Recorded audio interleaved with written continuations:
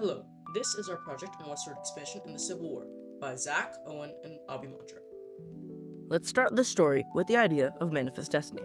Manifest destiny was the belief that the United States was destined by God to expand its territory westward across North America. Coined in 1845 by journalist John O'Sullivan, the term encouraged Americans to see westward expansion as both a divine right and a national duty. The idea justified the annexation of Texas and the push towards the Pacific Ocean. Earlier explorers, like Lewis and Clark, and pioneers like Daniel Boone, helped make this expansion possible by mapping routes and opening new lands for settlement. Now, as America grew, thanks to the help of these explorers, it gained new lands through purchases, treaties, and wars.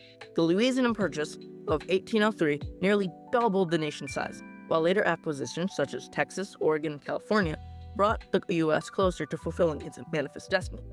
Each new territory offered opportunities for farming, trade, and migration, but also created debates over slavery and the treatment of Native Americans. This westward growth helped turn the United States into a continental power, but it would have been impossible without things like the Missouri Compromise. The Missouri Compromise was a key compromise that maintained the balance of power in free states and slave states as new territories joined the Union.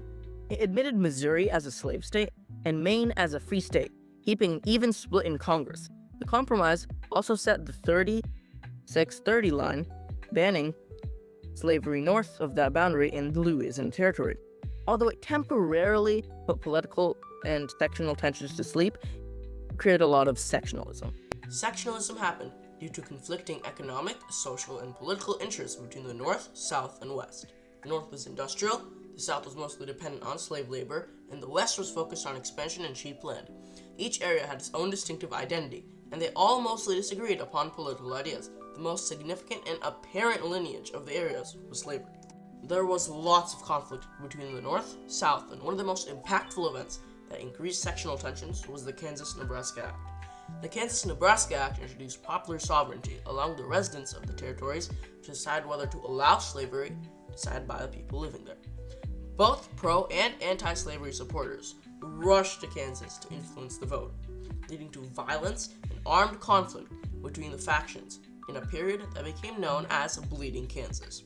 After this, the nation was further divided through the controversial Dred Scott decision and John Brown's raid on Harper's Ferry. These events all led to the bloodiest war in U.S. history, the Civil War. The first battle of the Civil War was the Battle of Fort Sumter, and the Confederates stormed the fort and took it over while Union soldiers were posted there. The Confederate victory helped the Civil War truly begin and fueled the North's desire to succeed, leading to other battles later on, such as the Battle of Bull Run.